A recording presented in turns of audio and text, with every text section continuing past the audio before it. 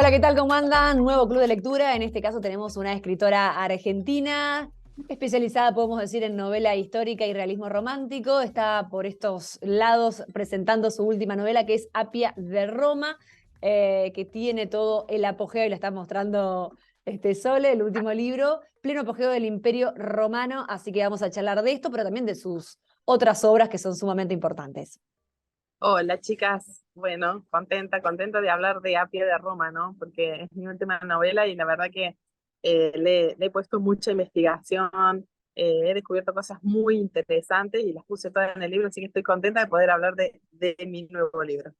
¿Y por qué Roma, Viviana? Porque nos tenés acostumbrada quizás más a, bueno, has hecho novelas sobre otros países, pero quizás más nos tenés más No tan acostumbrada a lo antiguas, nacional. Claro, sí, no y tan antiguas no tan también, antiguas, tampoco. porque sí, algunos pasan en Cuba, en Italia, en España, mis libros, pero no me había ido nunca tan atrás en el tiempo. Hacía mucho que quería escribir una historia de Roma antigua, pero necesitaba estudiar mucho, necesitaba tiempo.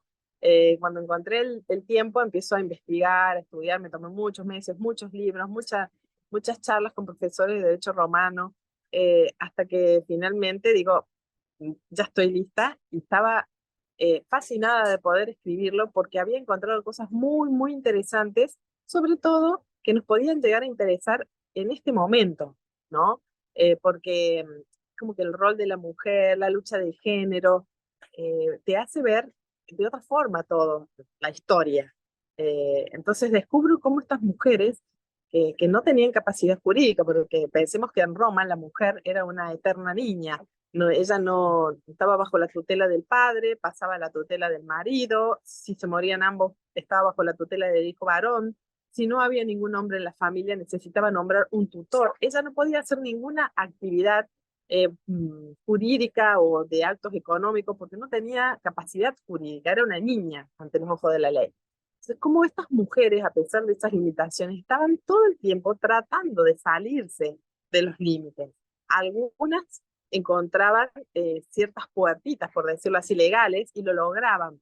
Entonces esto me llamó mucho la atención porque digo, cómo la mujer desde ya estas épocas intentaba salirse de los límites. No tenían algo de una lucha de género, porque ellas, cada una individualmente hacía esto, que luchaban. No eran todas juntas pidiendo por sus derechos como tal vez lo vemos ahora en estos tiempos con la mujer. Entonces, bueno, era muy interesante, muy interesante. Todo esto yo lo iba descubriendo, descubría algunas perlas, digo yo, por contarlo de alguna manera, como por ejemplo que funcionaba un banco creado por mujeres y para beneficio de mujeres. Funcionaba fuera de la legalidad. Eran mujeres que lograban tener un tutor.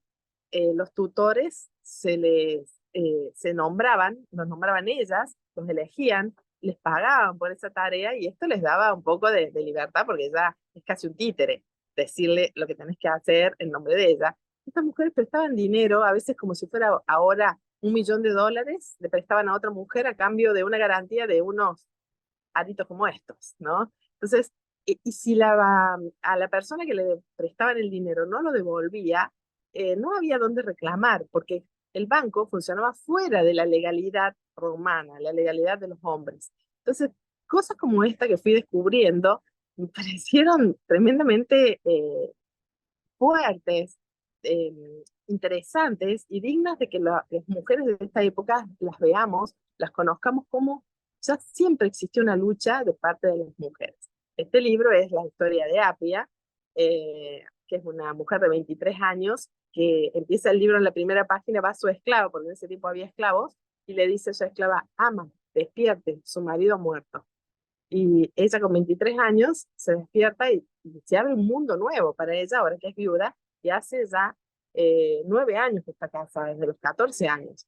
Entonces, es la historia de Apia, la historia a partir de ese momento, la historia de amor de ella, la historia de descubrir su vocación, descubrir lo que le gustaba hacer, le gustaba comerciar, pero era un mundo de hombres. No era fácil, ella va a buscar y buscar cómo penetrar con algunas astucias algunos artilugios, y también es la historia de ella y la gran amistad que va forjando, una amistad entrañable con una esclava, con Furnicha, su esclava. Ella descubre que esta mujer es su mano derecha, que si no se ayudan entre las dos, el mundo de hombres se las va a comer a ambas. Entonces, es la historia de Apia, como dije, y estas tres cosas: su vocación, su historia de amor y su relación entrañable con Apia, y nos va a permitir conocer cómo era el mundo romano y sobre todo para las mujeres de esta época, que bueno, por ejemplo, un hombre poderoso como era Octavio, que era el emperador, podía pedirle a cualquier hombre del reino, decirle, del imperio, decirle: préstame tu esposa, quiero que un día a la semana venga a pasar la noche conmigo. Y el marido ese tenía que aceptar. Entonces, y Roma estaba permitido estas cosas, y Apia estaba en el medio. Pienso en esto, en esta historia de superación femenina, en que, bueno, imagino, sé que siempre te gustó la historia, o que en realidad te diste cuenta un poco más de grande, ¿no? Ese fanatismo por la historia.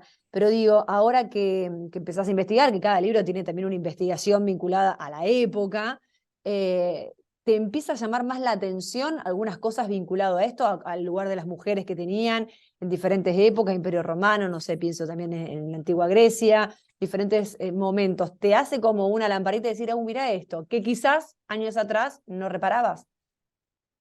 Claro, no solo uno no reparaba, sino que tantos libros se han escrito, escrito por hombres, escrito por mujeres también, y nunca nos contaban esta parte, nos contaban la historia de Octavio y de las mujeres que había tenido, pero no me contaban la historia de una mujer, dentro de todo común, y todas las luchas que tenía y cómo trataba de sortearlas, porque están basados en hechos reales las cosas que yo cuento, ¿no? Porque es un contexto histórico real. Entonces era la vida de una mujer que podría haber existido realmente Apia. Apia de Roma se llama el libro, y Apia es el personaje principal. Entonces, es como que ahora estamos súper atentos y nos interesan estas cosas, porque cuántos libros aún escritos por mujeres y no me contaron nunca estas cosas, porque creo que ahora nosotros tenemos un interés, una conciencia, no solo un interés mayor, sino una conciencia de la lucha que llevamos adelante. Yo siempre digo que nosotras, nuestra generación, tenemos los reflectores puestos sobre nosotros, las mujeres. Pues tenemos puestos reflectores que te están mirando y te preguntan: ¿qué necesitas?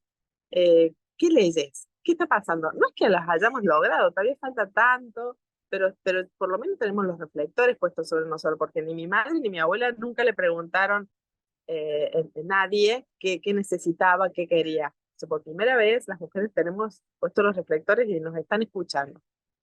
Ahora, bueno, también siempre me gusta decir, y no es fácil tener los reflectores para nuestra generación, porque está siendo observada, está siendo escuchada todo el tiempo, y nosotros siempre queremos demostrar que, bueno, que somos iguales o mejores en el trabajo que los hombres.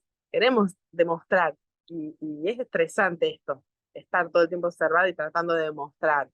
Entonces, lo que me queda pensar es que los que verdaderamente van a disfrutar esta lucha o esta presión, este estrés que nosotras sufrimos, son nuestras hijas. Yo veo ya a mi hija, como ella no está nunca pensando que tiene que demostrar algo. Yo todavía pertenezco a una generación que siento que tengo que demostrar, ¿no? Que soy buena como un hombre. La otra generación ya no tanto.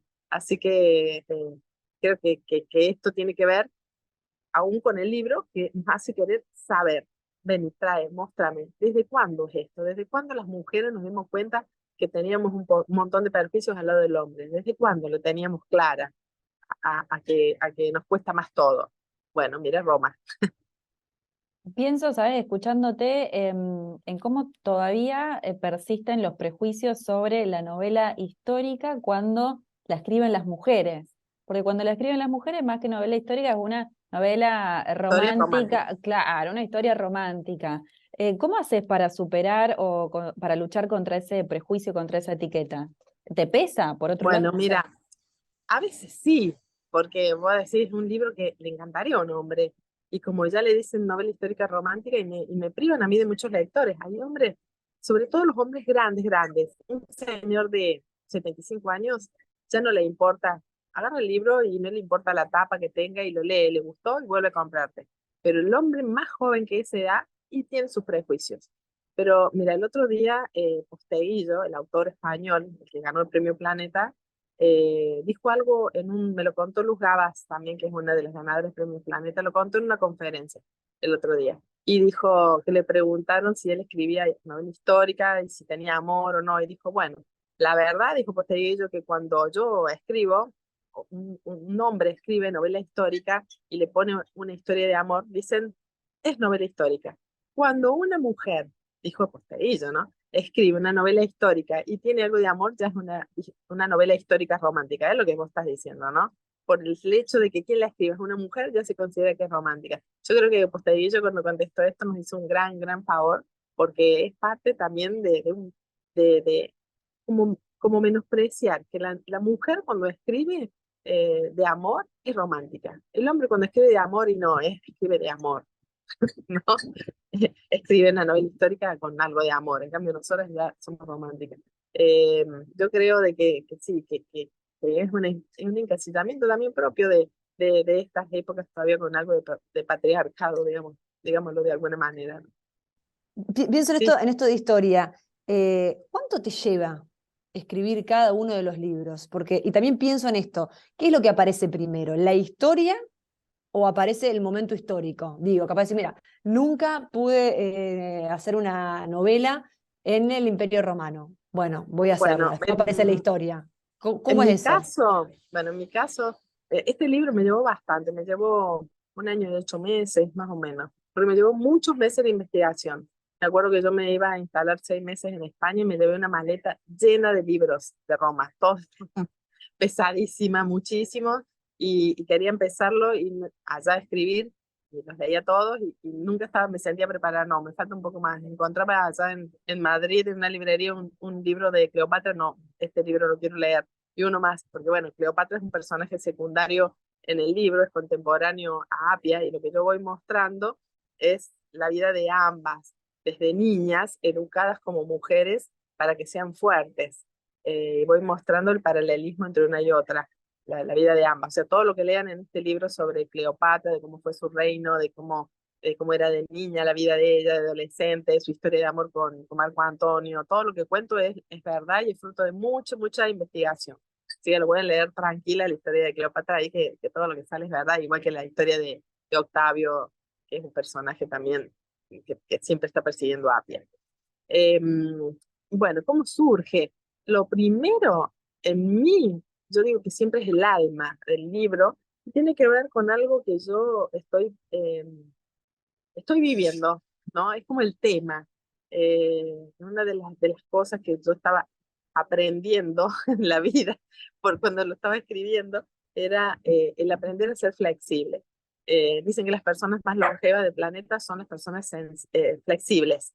Entonces, bueno, aprender a ser flexible, aprender a aceptar los cambios, aprender a aceptar lo que no se va a cambiar. Se vino, se instaló algo y no es lo que me gusta, pero eso no voy a poder cambiarlo, no está en mis manos. Entonces, aprender a aceptarlo como una corriente de agua que querés luchar y si te pones a luchar contra esa corriente te va a ahogar. Entonces, déjate llevar, nada, y deja que te lleve a donde te tiene que llevar. Bueno, esto era algo que yo estaba viviendo, que tenía que ver con algo de mis hijos. Y dije, mi personaje va a estar viviendo una situación así. Y empecé a escribir, y yo ya sabía que quería escribir de Roma, y entonces empiezo a investigar, y va surgiendo como casi todo al mismo tiempo. Primero el detonante mío interno, ¿no? Que casi todos mis libros, digo, tienen un alma. Es el tema profundo que va dando vueltas a través de todo el libro. Y bueno, y después voy armando la historia junto con el contexto histórico. Va apareciendo todo junto. No es que es una cosa, todo junto en mi interior, no en el papel. O sea, después que yo lo tengo pensado y armado y comprobado que lo puedo hacer porque voy investigando, recién ahí voy a la notebook y empiezo a escribir. Quiero llevarte, Viviana, a la Segunda Guerra Mundial, porque leí por ahí que Suite Francesa, Irene Nemirovsky, fue el último libro que leíste como lectora y a partir de ahí ya te convertiste en escritora. ¿Qué pasó ahí? ¿Qué te pasó con Suite Francesa? Bueno, yo me crié en una casa con un padre escritor. Era un buen escritor con premios importantes ganados, pero él no podía vivir de la literatura. Entonces él trabajaba para mantener su familia y escribía de noche, escribía los sábados y los domingos. Entonces, en mi casa, mi mamá decía, acá nadie va a seguir carreras que tengan que ver con la literatura, porque para el loco está tu papá. Entonces, a ninguno de los tres hijos, yo soy abogada, y trabajé muchos años de abogada, no se nos ocurría seguir esta carrera. Y cuando llega a mis manos el libro de Irene Nemirovsky, que era Soy francesa, me gustó ese libro porque dije, creo que tiene una conclusión perfecta. Creo que es suficiente, escribe suficientemente fácil para que todos lo entiendan. Habla del amor, ¿no? Es un libro muy respetado y tiene una historia de amor. Habla de los problemas sociales, porque Irene Nemirovsky cuenta cuando París fue invadido por los nazis, ¿no? Cómo actuó el típico parisino, ¿no? En ese momento, ¿no? Muestra situaciones miserables, de miedo, otras sublimes, valientes, de todo. Entonces, muestra un problema social. Me encantó cómo trataba todo y de una manera que podía leerlo cualquiera, porque en mi casa siempre se hablaba, había una conversación en la mesa que era que si vos escribías muy, muy buenos tus libros, y no ibas a hacer nunca, no ibas a poder vivir de la literatura, como le pasaba a mi padre, un escritor, un premio ganado, pero no podía él vivir de eso, porque eran pocas las personas que estaban preparadas para leer. Y después cuando escribís un libro que está muy fácil, es como que era demasiado popular, entonces no era tan bueno. Entonces nadie quería escribir, yo no quería escribir. Pero cuando llega ese libro a mis manos, yo digo, esta mujer tiene todo esto y yo me siento preparada, quiero escribir como ella. Y ahí es que escribo mi primer libro, que fue Secreto Bien Guardado, que tiene la serie en Netflix con el mismo nombre. Y dije, bueno, acá está, así va a ser. Y pienso, ¿cómo fue ese paso de vivir de, vos dijiste, vivir de la literatura no se podía, al menos para mi papá, pero digo, ¿cómo fue ese paso para vos de vivir de la abogacía a vivir de la literatura si no tenías ahí como el fantasma de tu mamá que decía, no, no se puede vivir de esto? Eh, bueno, en mi caso yo tenía un libro que se vendía mucho, que era Secreto Bien Guardado. Se estaba vendiendo en varios, en todo el país. Todavía no había traspasado las fronteras. Actualmente mis libros se venden en muchos países y se traducen y todo. Pero en ese momento tenía ese vendiéndose mucho en Argentina. Escribí un segundo libro que fue Mujer Maestra, y ganó el primer premio de novela histórica en un certamen nacional. Y bueno, eh, era dinero en efectivo. Entonces yo dije, bueno, creo que puedo vivir, tengo de esto. Tengo un libro que se vende mucho, uno que ganó un premio, y entonces decido dejarle todos mis juicios a una colega, a una amiga. Le digo, te dejo todo, voy a dejar por un año y me voy a ir a escribir un tercer libro. Le dije, si me va bien, no vuelvo más. Si me va mal, en un año me tenés de nuevo trabajando de abogada. Y me acuerdo que me fui a escribir el libro Y ellos se fueron. Y bueno, fue un bestseller también. Me encerraba desde las 7 de la mañana, mandaba a mis hijos a la escuela, y me quedaba a escribir en vez de ir a tribunales con los tacos altos. Me quedaba en zapatillas en casa y escribí Y ellos se fueron. Ese libro también, como digo, fue un bestseller. Todavía se sigue editando ese libro. Y bueno, fue una decisión. Ya está, me quedo, voy a vivir de esto. No, Es más no divertido sé ser si escritora que abogada? a mí me gustaba más, era una pasión para mí. Cambiaste tribunales por otro lado, por el home office ahora, como decís Sí, vos. sí, tal cual, tal cual. ¿Cómo ese proceso de escritura? Por lo que vos mencionas, y siempre sale esta idea, que no es tanto una cuestión de puro placer, sino que hay un compromiso de sentarse y escribir. ¿Cómo es tu proceso creativo? Bueno, yo no tengo nunca el síndrome de la hoja en blanco. La verdad que no me pasa, al contrario, me falta tiempo, ¿no? Yo tengo muchas historias en la cabeza, pero escribir es algo lento, es algo minucioso, delicado. Entonces no se puede, no puedes escribir tantos libros. Y hablar que después hay que salir a promocionarlo. O sea, ahora se escribe un libro y tenés que ir a contar que lo escribiste, a dar charlas. Pero para mí el proceso lo disfruto muchísimo, es maravilloso. O sea, yo siempre digo que 2 horas de escritura es como media hora de vida real, ¿no? O sea, estás 2 horas y crees que tuviste media hora de tu vida ahí sentada nada más. Es algo apasionante. Para el que le gusta, es algo apasionante. Sos bestseller. ¿Qué es ser una escritora de bestseller? ¿Te pesa? ¿Te mete presión? No. Siempre digo a veces me preguntan eso, ¿qué hay que tener para ser bestseller? Yo creo que la característica es, no hay nada especial, sino todo lo contrario, sos muy común. Por eso es que escribís un libro con una mirada, que es una mirada muy común a mucha gente, y por eso la persona se siente identificada cuando lee tu escritura, porque tiene una mirada parecida, ¿no? De la vida.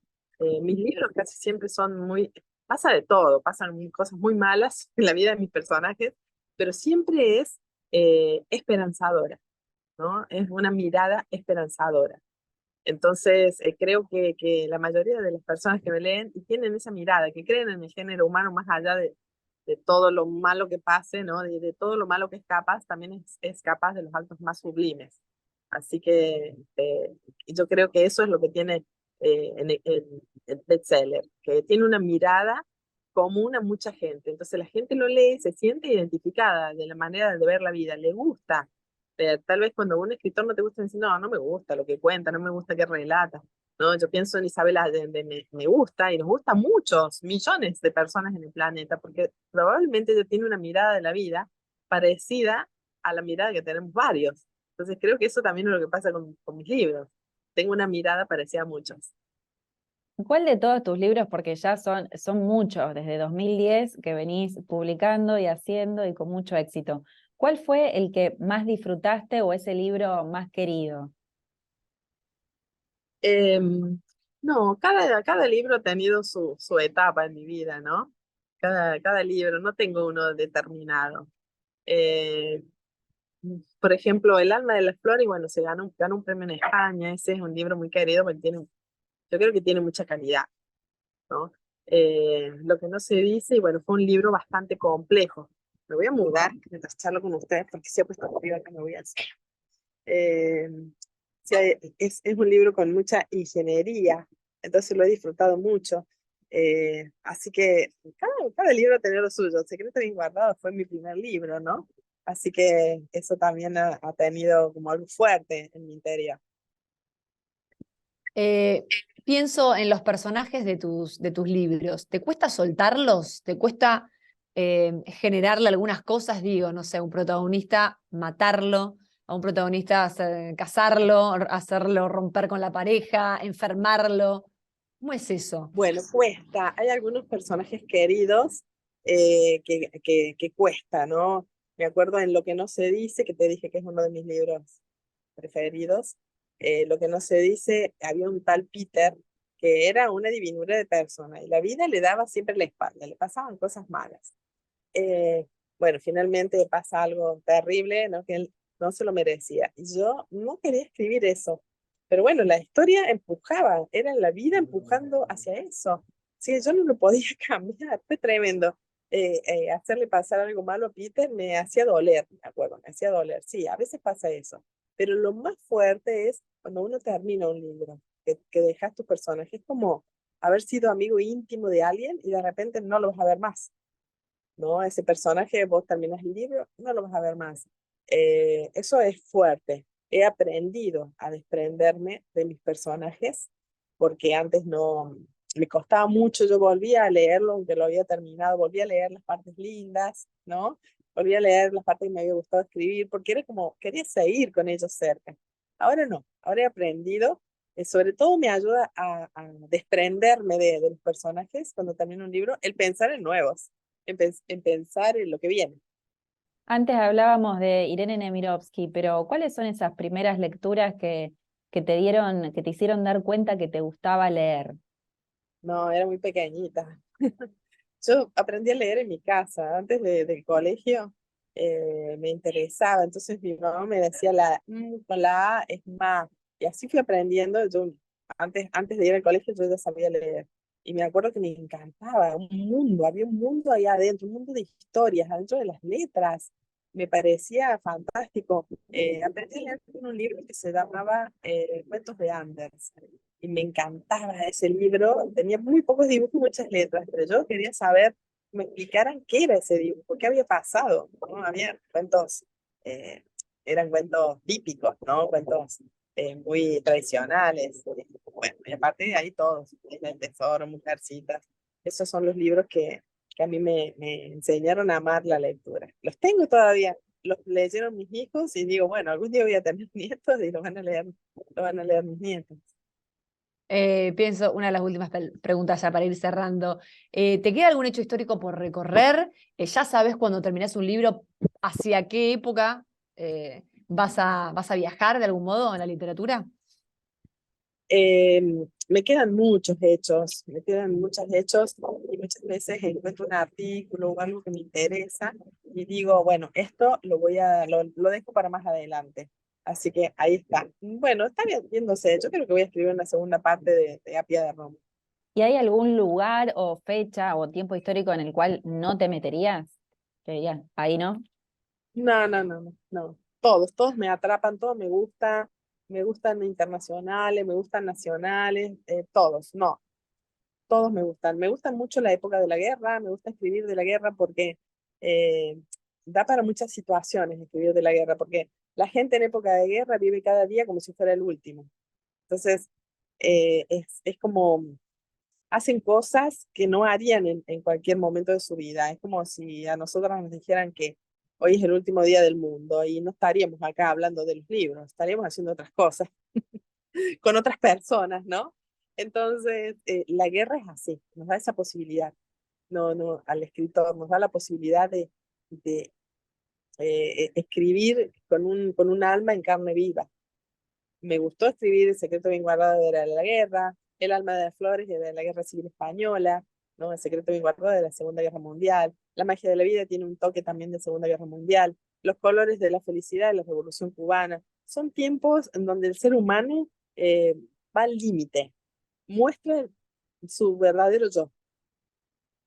Si tenemos que hablar del momento, del tiempo de lectura por placer y no por trabajo, imagino que nada, estás con jurados de algunos premios, entonces muchos tienen que ver con trabajo justamente. Pero aquel último libro que leíste o que estás leyendo en este momento, que fuiste en la librería, que te lo regalaron, que lo pensaron en vos, que realmente es una decisión tuya ponértelo a leer. Bueno, la verdad que, o sea, tengo poco tiempo para leer por placer, porque escribir cada uno de mis libros y me lleva leer 15, 20 libros. Es lo que leí, 20 libros es lo que leí para escribir Roma de Apia. Entonces, escribir Roma en el libro de Apia, ahí me llevo 20 libros, entonces leo poco. Sí, en el tiempo de vacaciones, es mi tiempo de leer, ¿Y es qué mi leíste en tiempo de estas leer. últimas vacaciones? Y los acumulo, me gustan, leí Aramburu y ahora tengo el último de Aramburu ahí en la mesa de luz. Me gustan los de Almudena Grande, que me quedan pocos por leer de ella, pero siempre es una autora que me ha gustado mucho. Almudena Grande, Aramburu, esos son los autores españoles que admiro y que me gustan mucho. Viviana Rivero, muchísimas gracias por pasar por el Club de Lectura.